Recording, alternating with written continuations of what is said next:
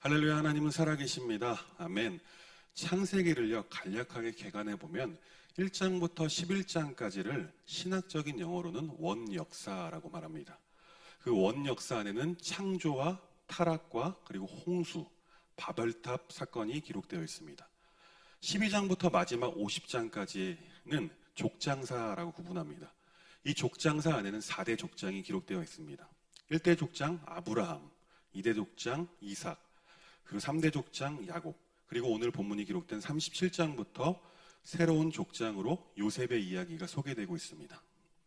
4대 족장을 소개함으로써 아브라함과 한 그 언약을 이루어 가시는 하나님을 우리가 발견할 수 있습니다. 그런데 37장부터 50장까지 요셉을 족장으로 보지 않는 학자들이 있습니다. 그런데 족장도 아닌 요셉의 이야기가 이 족장사 이야기 중에 가장 많은 부분을 할애해서 기록되어 있습니다. 그 이유는 야곱의 11번째 아들인 요셉의 자손으로서 이스라엘 백성들이 그토록 기다리고 기다렸던 메시아가 오기 때문입니다. 그래서 그런지 오늘 본문에서도 이 메시아에 대한 단서들이 등장하는 것을 보게 됩니다. 오늘 본문의 내용은 18절부터 24절까지의 말씀은 요셉을 죽이려는 형들의 모습이 그려지고 있습니다. 이어서 25절부터 마지막 36절까지의 말씀은 팔려가게 되는 요셉의 이야기가 기록되어 있습니다. 오늘 본문에서 아버지의 사랑을 시샘하고 요셉이 꿈꾼 내용으로 인해서 요셉의 형들은 요셉을 미워하고 시기하고 질투합니다. 아버지 야곱의 특별한 사랑은 요셉이 입었던 채색 옷을 통해서 알 수 있습니다. 요셉 외에는 그 어떤 형들도 이 채색 옷을 입은 사람이 없습니다. 그리고 요셉이 꾼 두 가지 꿈의 내용은 첫 번째는 형들의 곡식단이 요셉의 곡식단에게 절하는 꿈, 두 번째 꿈은 해와 달과 11별이 요셉의 별에게 절하는 꿈을 꾸게 됩니다. 그리고 그 꿈을 가족들에게 나누게 되었습니다. 그런데 그 꿈은 현재 요셉의 가족의 질서에는 어긋나는 꿈이었습니다. 가장 막내에게 절을 한다는 것은 어디에서도 찾아볼 수 없는 풍습입니다. 아버지의 공정하지 않은 사랑과 요셉의 두 꿈으로 인해 결국 요셉의 형들은 요셉을 죽이기로 모의합니다. 오늘 이 모습을 통해서 우리가 알 수 있는 것은 디나 사건에서도 나타났던 것처럼 요셉의 형들, 그 간사함을 볼 수가 있습니다. 요셉의 형들은 선한 행동을, 선의를 악으로 갚았습니다. 그들은 또한 진실을 거짓으로 덮어버린 진정한 악의 공모자의 모습들입니다. 오늘 본문은 요한 사도의 형제를 미워하는 자마다 살인하는 자라는 그 메시지를 반증하기도 합니다. 후에 복음으로 자기 땅에 찾아오신 메시아 예수 그리스도를 핍박하고 십자가에 못 박는 유대인들의 모습을 떠올리기까지 합니다. 19절과 20절 말씀을 보겠습니다.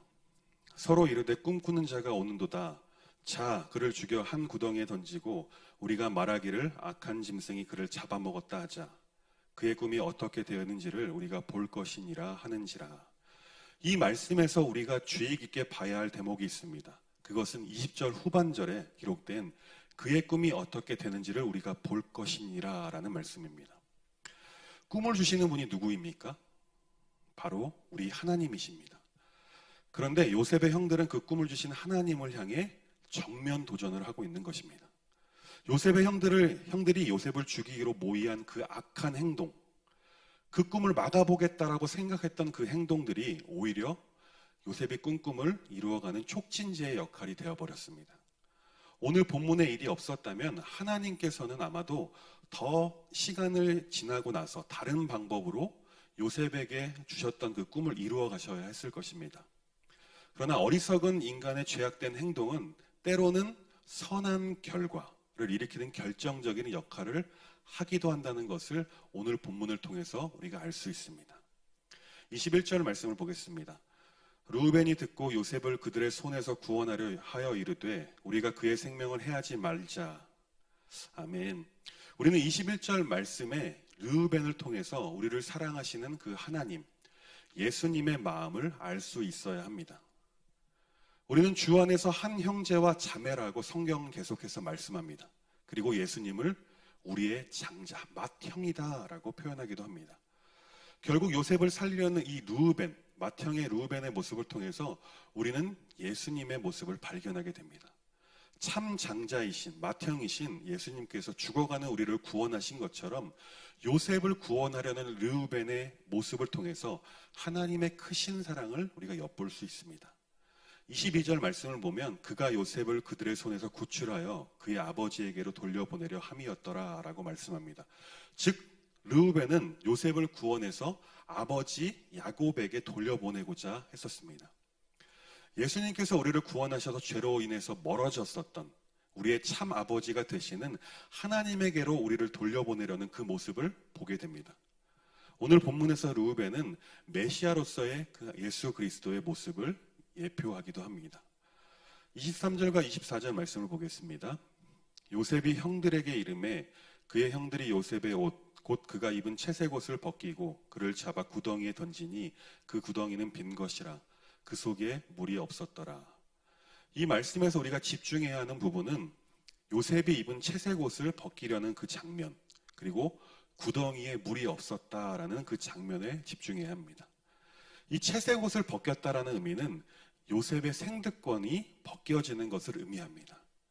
야곱의 정실부인 라헬의 아들로 태어난 요셉의 채색 옷을 형들이 벗겼다라는 그것은 하나님의 계획을 형들은 인정하지 않는 그런 인간의 어리석은 모습을 단면적으로나마 보여주고 있습니다. 또한 요셉의 옷이 벗겨졌다라는 것은 예수님께서 이 땅에 성육신하셔서 온갖 수모와 조롱을 다 당하시고 옷이 벗겨진 것을 예표하기도 합니다. 또한 구덩이에 물이 없었다라는 것은 생명이 없었다라는 것을 말합니다. 결국 요셉이 구덩이에 빠져 던지게 된다는 것은 요셉을 죽이기로 결정했다라는 것입니다. 그 죽을 위기에 처한 요셉, 살리시려는 하나님의 모습을 우리는 25절 말씀을 통해서 볼 수 있습니다. 그 사람이 잘 다니지 않는 그곳에 이스마엘 사람들이 오게 됩니다. 만약 그들을 하나님께서 보내주시지 않았다면 요셉은 그 구덩이에서 반드시 죽게 되었을 것입니다. 그러나 그곳에 이스마엘 사람들이 지나게 하심으로써 요셉을 살리시려는 하나님의 선한 마음을 보게 됩니다.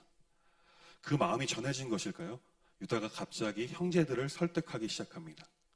우리가 요셉을 죽이지 말고 차라리 이스마엘 사람들에게 팔자라고 말하자 모든 형제들은 요셉을 팔기로 동의합니다. 결국 요셉은 이스라엘 사람들의 무리에 있었던 미디안 상인들에게 은 20세겔에 팔려가게 됩니다. 이로 인해서 요셉은 목숨을 건질 수가 있었습니다. 여기서 요셉을 팔 때 맏형 르우벤은 그곳에 없었습니다. 왜냐하면 르우벤은 요셉을 살리기 위해서 형제들과 떨어져 다른 곳으로 갔다가 돌아왔는데 요셉이 없는 것을 보고 옷을 찢었다라고 29절 말씀을 통해 기록되어 있습니다. 이 구약 성경을 보면요, 종종 옷을 찢는 행동들이 자주 기록됩니다. 옷을 스스로 찢었다라는 것은 큰 괴로움과 슬픔, 그리고 고통과 분노 등을 나타낼 때 히브리인들, 유대인들이 자신이 입고 있었던 옷을 찢었던 풍습이 있었습니다. 요셉을 살리려고 했지만 그러지 못한 르우벤은 엄청난 큰 슬픔에 잠겨서 자신의 옷을 찢게 되는 것입니다. 이어서 31절과 32절 말씀을 보겠습니다. 그들이 요셉의 옷을 가져다가 순 염소를 죽여 그 옷을 피에 적시고 그의 채색 옷을 보내어 그의 아버지에게로 가지고 가서 이르기를 우리가 이것을 발견하였으니 아버지 아들의 옷인가 보소서 하매 요셉의 형들은 요셉을 팔고 그 옷을 가져다가 순 염소를 잡아다가 그 피를 적셔서 거짓으로 아버지 야곱에게 요셉이 죽었다라고 말합니다.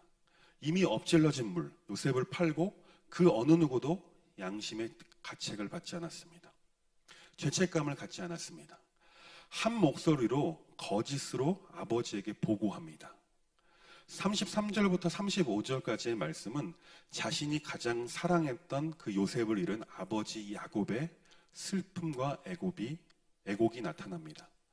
여기서도 야곱이 너무나 슬픈 나머지 자신의 옷을 찢었다라고 기록합니다. 또한 그는 너무나 슬퍼서 스올로 내려가 아들에게로 가리라라고 말합니다. 이 말을 한마디로 표현하면 아들 요셉이 간 그곳에 내가 가겠다, 따라가겠다, 내가 따라 죽겠다라는 것입니다. 이 부분 요셉을 잃은 아버지 야곱의 모습을 묵상하면서 하나님의 마음을 조금은 볼 수 있었습니다. 우리가 잃어버린 양, 죄의 권세 아래 죽어가고 있었던 그 상태였을 때 하나님께서 우리를 보시고 이런 마음이셨겠구나라는 느낌을 받게 되었습니다. 근데 하나님께서는요, 지금도 죽어가는 그 영혼들로 인해 매일 자신의 옷을 찢고 계신 것은 아닐까라는 생각에 잠겨서 너무나 슬퍼졌습니다.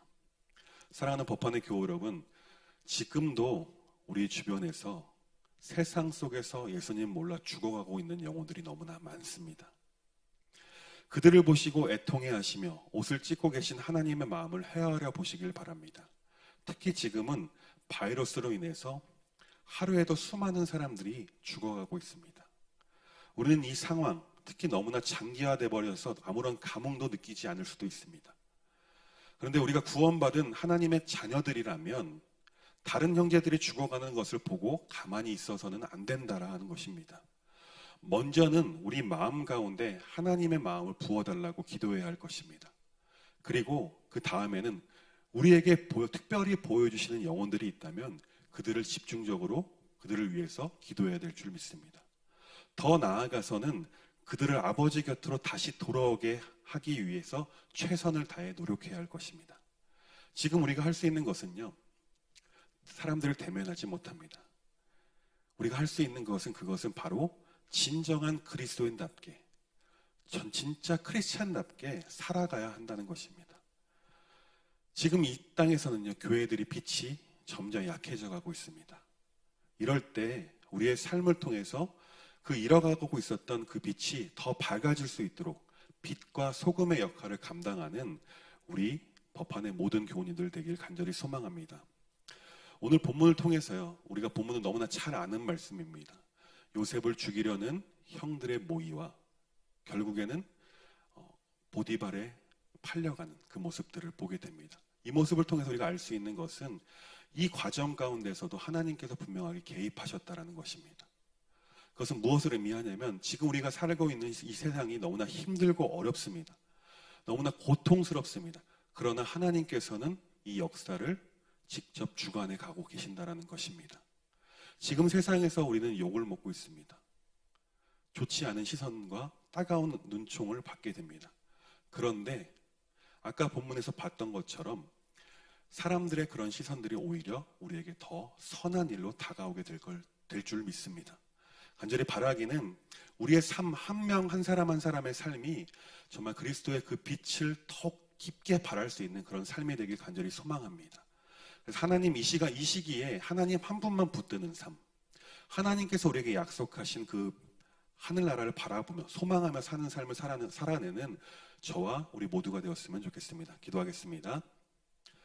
은혜가 풍성하신 하나님, 우리를 긍휼히 여기시어 우리를 택하여 하나님의 자녀로 구원하여 주시니 감사를 드립니다. 하나님, 오늘 말씀을 통해 하나님의 마음을 조금은 깨닫게 됩니다.